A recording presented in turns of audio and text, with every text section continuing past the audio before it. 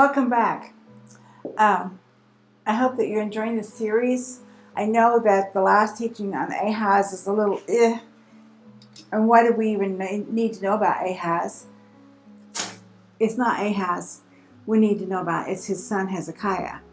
But in order to understand Hezekiah, I felt like we needed to get a concept of who his father, King Ahaz, was, because it was Ahaz that led Judah down the path of unrighteousness.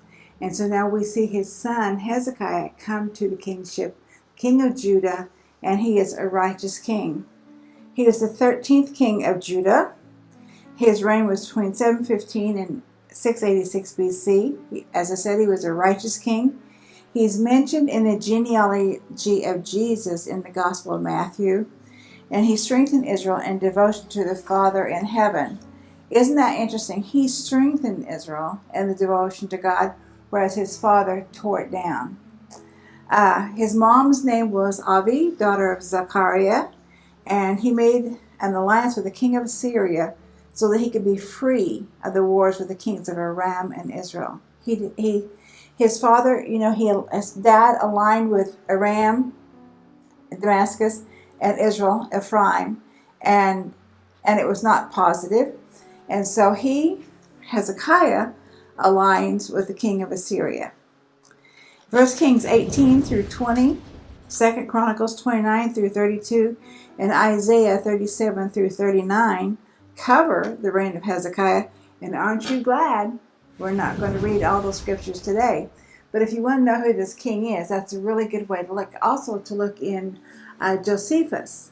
Josephus has some nice things to say about him. Not always nice, but things to say. It was a tumultuous reign in many ways, with many ups and downs. As I said, he wanted to restore righteousness to the kingdom. He's the first king in the house of David to carry out true reform of the Israelite cult that resulted in the elevation of the temple of Jerusalem to the status of the central shrine of the kingdom. Now, what do I mean about the central shrine? There were many altars around Israel. And those altars initially had been established prior to the building of the temple. And they were for convenience sake, distance. People couldn't always come up to Jerusalem. And in fact, at that time, when those were set up, the tabernacle was at Shiloh, which is even further north. And so they established these, if you will, regional altars where people could go and make their offerings and their sacrifices and that kind of thing. And then when Solomon finally built the temple in Jerusalem, then that was to be the central focus, and all these other altars would come down. Well, that never happened.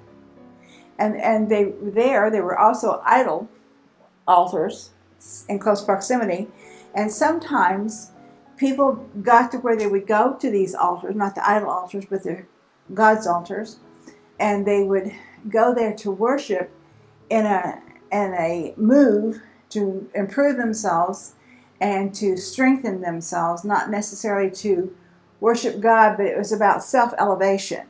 They wanted to be lifted up. And he didn't like that.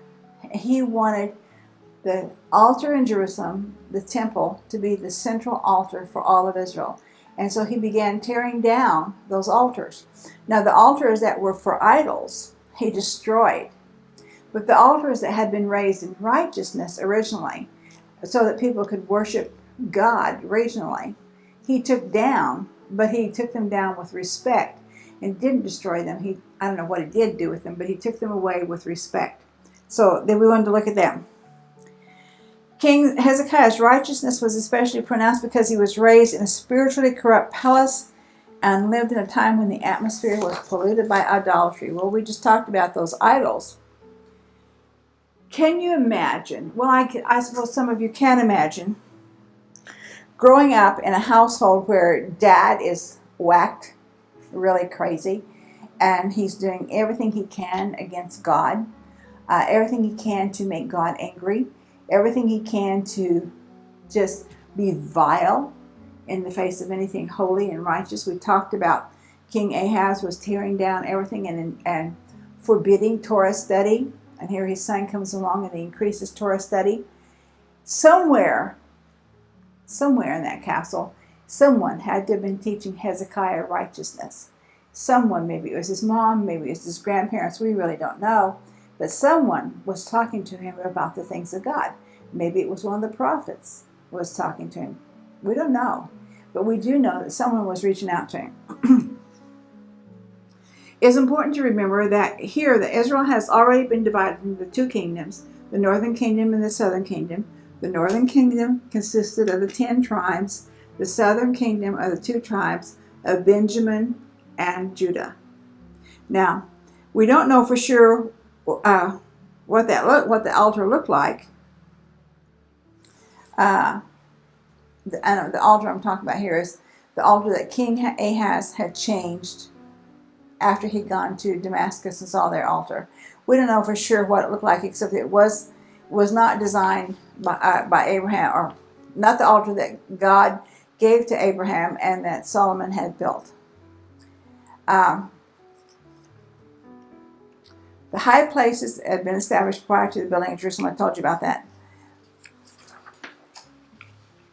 The Nehushtan, that's Nehushtan, and yes, that's in your Bible. The Nehushtan was one of the things that had to be torn down. Well, now you say, well, what was the Nehushtan? Well, do you remember out in the desert when the Jews were in the desert that 40 years? And one time they made God angry. Do you remember that? And so what he did was he sent fiery serpents among them, and they were bit or stung, however you say it, by the serpents. And some of them were dying from this. And so Moses quickly made a bronze serpent, and he raised it up on a pole. And now, I believe, my own little thought process, I believe this pole had to be like this, like a T-shape, because there had to be some way of attaching that serpent. Maybe they just nailed it on, I'm not sure. But anyhow, the whole idea was that if the people would look upon that serpent, then they would be healed of the serpent bite they had just received. Well, so people have begun worshiping this serpent, bronze serpent, was in the temple. They brought it along. It was one of those things. It was a religious artifact from the desert time, and they brought it up to Jerusalem for the temple. And so the people had begun worshiping it, and they were actually burning incense in front of it. I mean, why don't you just go burn incense in front of your car? So anyhow, he took that down. But when he called it Nehushtan. Nehushtan means just a bronze thing. He defamed it first. He just said, it's just a piece of bronze. That's all. And he took it down and he destroyed it. Now, that's one of the things that he did that was so righteous. We don't know what he did with it other than destroyed it. And God responded in kindness, giving him success in all his undertakings. God appreciated what he was doing. Hezekiah removed the altars, he took down the Nehushtan, and he began cleaning house. In Deuteronomy 16 verses 21, it appears that the closing of the high places had been inspired by the altar law of Deuteronomy 16, 21, and 22, where they are told that they're not to set up any type of pole or ashtoreth. The time frame, these were the years immediately after the collapse of the northern kingdom of Israel, when it was captured by the Assyrians and sent into exile. Prophets had warned, but the people hadn't heard. Warnings. Are we hearing the warnings today? How many warnings are there out there for us today? Do we know? There are a lot of them. Some of them I believe, and some of them I think, well, what ship did you get off of? You know. But there are warnings, and we have to ferret them out. First of all, if it doesn't line up with the Word of God, don't pay attention to it. If it's of God, it will line up with His Word. So if someone is saying, thus saith the Lord, listen to what they have to say, write it down, do whatever you need to do, check it out with the Word. And if it's not compatible with the word, or if you had that witness in your spirit, pitch it, shred it, do whatever it is you need to do with it, but don't obey it. But obey what you really know is from God, and if it's from God, it will line up with the word. Little sermonette there. So the word says, in that day, well, I better go back and see what I'm talking about here. Prophets had warned, but they hadn't heard. In that day, declares the Lord, that I will cut off your horses from among you and destroy your chariots. I will also cut off the cities of your land and tear down all your fortifications. I will cut off sorceries from your hand, and you will have fortune tellers no more. Wow, do I look forward to that day. Now you can dial a fortune teller. I mean, give me a break. Call me up. I won't charge you. I will cut off your carved images and your sacred pillars from among you, so that you will no longer bow down to the work of your hands. I will root out your Ashram from among you and destroy your cities. The message was clear. The destruction of the northern kingdom had been an intense object lesson, and Hezekiah trusted the Lord and followed him in many ways. This leads up to one of the greatest miracles in the history of Israel, in the history of the Jewish people. The king of Assyria surfaced again and was making demands, this time on King Hezekiah, just as his predecessor had done to his father, King Ahaz. It's 14 years after Hezekiah became king of Judah. 6 years after the northern kingdom, that of Assyria, of Israel, the 10 tribes, are defeated by the Assyrian army and led into captivity. So, I mean, these guys know that there was a lot of stuff happening at the hands of the Assyrian army. So there's reason to be fearful. Reason to tremble in your boots, I guess, if you will. And so Hezekiah prepares for battle by sealing the wells and the water supply outside the city to deny water to the Assyrian army. And he built walls and fortifications around the city. Okay, how did he have time to do that? He didn't have satellite pictures. He didn't have drones. He didn't have a military intelligence system that told him that, hey, the Assyrians are coming. But what he did do was he bought himself some time. And as he bought that time, he sent his guys out to build the Solomon Tunnel, or what we call as the Hezekiah Tunnel. It's a water tunnel carved underneath the city of David in Jerusalem. Now, if you've been to Israel, then you know that water is a huge thing in Israel. It's just scarce. The main source of water, fresh water, is the Sea of Galilee, and then there's an aquifer. And other than that, they have the salt water of the Mediterranean and the foul water of the Dead Sea. So the water supply is precious in Israel, and it was then as well. So there was a spring that ran through the city, and there were some wells.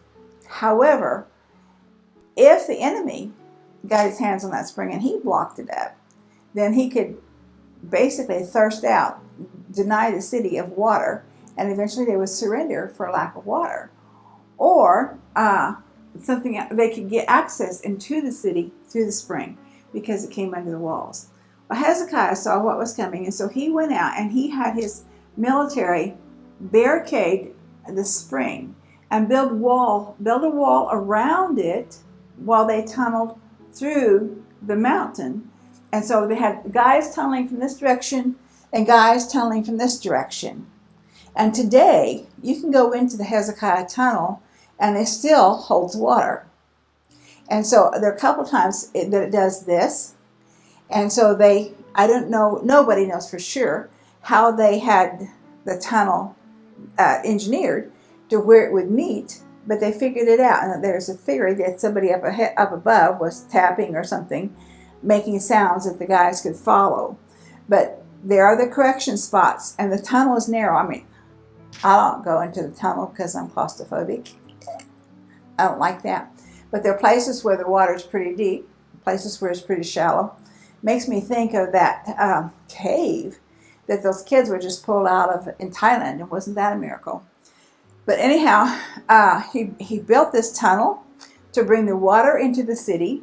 On the outside, he hid the spring, and he built a second wall around. He reinforced everything. This took some time. Did not happen overnight. Remember, they didn't have bulldozers to do it with. So this made it where the troops outside the city had no access to water. So any fresh water that they were able to get had to be brought down from Tiberias, hauled somehow to the point. Now, if you're a besieging army and you've surrounded the city and you're going to be there for a while because you're going to starve them out or whatever it is you're going to do, you need water, and you need a lot of water. The tunnel, the Hezekiah tunnel, is 553 meters long. I did my math on that. It's just over 664 yards, which would be equivalent to 6 2/3 football fields. That's pretty far, you know? It really is. And the tunnel was dug, as I said, from both ends, meeting at the same time in the middle. And interestingly enough, where they met, there's a plaque. It's not fully legible now, but the plaque, you know, it's like rock that was being carved. And where they met, it was all recorded on this plaque. And just talks about them coming from both directions. Hezekiah realizes that Sennacherib's forces are too big for him. Now, Sennacherib is the head of the army that's coming against him.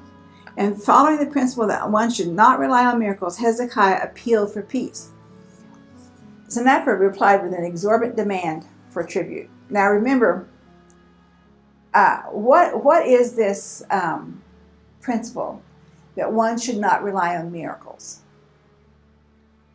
Well, that's kind of like saying, well, when my ship comes in, or when I win the lottery, or something like that, or it could be a health miracle. I'm not going to go to the doctor. I'm not going to take my kid to the doctor because I'm going to trust God. Trusting God is a wonderful thing to do, and I fully believe in trusting God. However, I also believe He wants us to do our part. Oftentimes, miracles come through the hands of man. Doctors can sometimes create miracles. So Sennacherib replied with an exorbitant demand for tribute. So, how did Hezekiah handle all this? He handled it 3 ways. He handled it with prayer. He handled it by sending a lavish tribute as demanded. And he handled it by preparing or planning for battle. Now, the plan for the battle was blocking off the water supply, reinforcing the walls of the city, and making the city ready for this. It wasn't exactly an easy thing to do. It had to be done in a hurry. Isaiah 36:1 through 39:8 does a great job of summarizing what happened.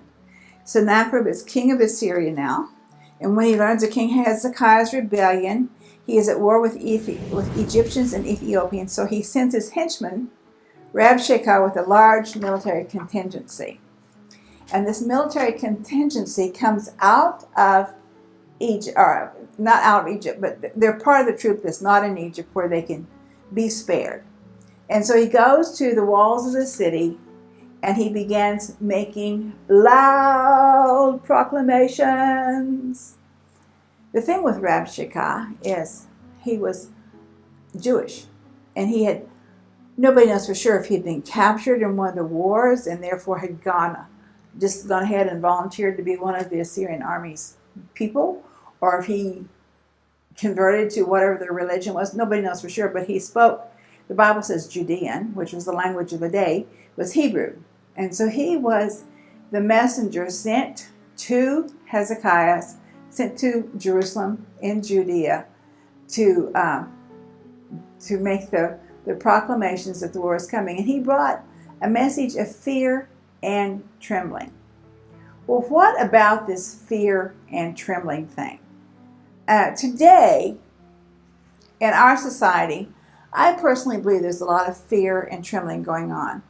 It's evil. It's coming from evil. There's been a spirit of evil released on our country just as was then. And this spirit of evil it lies, it proclaims, it goes forth accusing, it does name calling, it points fingers when fingers didn't need to be pointed, and it even gets violent. And I'm thinking of some of the civil organizations that we have today. The civil is not a word that really should apply to them.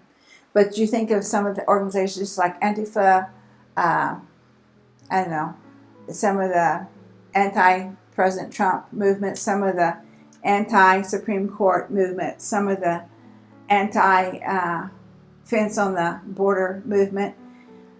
It's anti, anti, anti.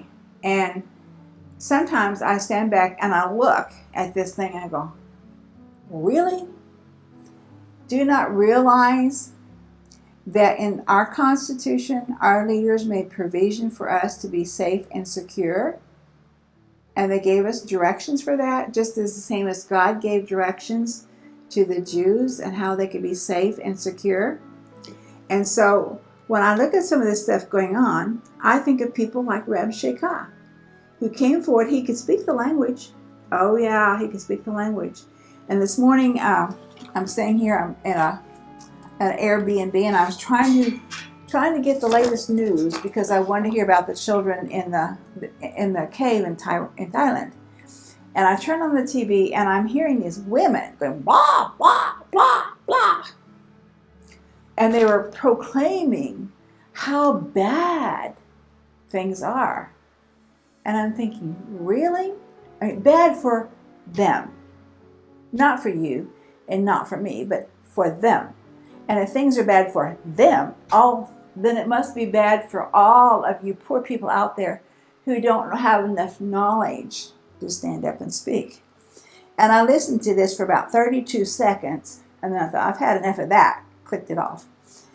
But that's what's going on now, is this vitriol, this hatred, this accusing, all the stuff that we're seeing here with Reb Sheikah saying this is going to happen here. He is saying it in such a loud manner that he is hoping that the citizens inside the walled city of Jerusalem would hear. Now I'll tell you this, sound carries very well in Israel. To me, it's one of the many amazing miracles of Israel, is the way the sound carries. It carries so well that now I understand, having been there several times, how Jesus could speak to the 5,000 people on the mountainside without a microphone, and they could all hear him. I can understand that now. So sound carries very well. So, you can be in Jerusalem and you can have your doors shut and you can hear children playing on the streets. You can hear not only the traffic noise, there's quite a lot of traffic noise, but you can hear Yossi up the hill hollering at Sammy down the hill or whatever. And they may be half a block apart, but they're hollering at each other because they can hear. Sound transmits. It's not a negative thing. It's just a life thing. And so the sound that we're hearing today in our world is transmitting around the world again and again and again. And it's growing and it's becoming louder, which is what Reb Sheikah was doing here. His sound was coming louder and more vile. And so what we see then is Hezekiah doesn't go to the wall. He sends 3 of his emissaries to the wall to speak to Reb Sheikah. And they ask him, shh, tone it down. Shh, speak in Aramaic. We understand Aramaic. Don't speak in Judean, Hebrew, because you're frightening the people. Well, guess what he wanted to do? He wanted to frighten the people. So he just got louder and longer and proclaiming more damage to them. And he says, Jews, you can surrender now. If you surrender now, we'll let you live in peace. You'll live in comfort until we move you to Assyria. And it was the ideology of the Assyrian government that when they captured a people, that they moved them from wherever they captured them, from their homeland to elsewhere, to Assyria or elsewhere. Because when you uproot someone and you move them, you take their loyalty for that land from them. And they were loyal to Judah. So anyhow, there was this plea from the wall going down. Well, we find out later the reason Hezekiah didn't go was Hezekiah was sick and in bed. Now, isn't that kind of crazy? For the king to know that you're being attacked, to know that the attack is imminent, and yet you're sick and in bed. Most people would be up and pushing through no matter what. Now this tells us that Hezekiah was really, really sick. And so when his emissaries are there talking to Rabshakeh, and they come back to Hezekiah with the report, he is very upset. Well, enter the prophet. And the prophet says to him, it ain't going to happen. I'm telling you, it's not going to happen. And it's hard to believe that. You know, Ahaz, Hezekiah's dad, didn't trust the prophet, and he didn't trust God. Hezekiah trusts the prophet. Hezekiah trusts God. Hezekiah is very ill. And so we're going to come back in our next section, and we're going to summarize this up and figure out exactly what's going on. We know who the players are. We know what the scenario is. Now we need to figure out what's going to happen and how it's going to happen. It's all there in the Word for us, but we need to learn from it. And I think the thing that we need to learn more than anything is Hezekiah's name means God strengthened him. And we need to learn that in our time of our terrible battles, God does strengthen us if we will trust Him. And trusting is not always easy. We learn it in increments. But I'm telling you right now, you can trust God. He will prevail. And so with that, I'm telling you, Shalom, Shalom, Yerushalayim. Pray for the peace of Jerusalem. And you will prosper in your soul, and you'll prosper in your spirit as well as in your pocket. Shalom, Shalom.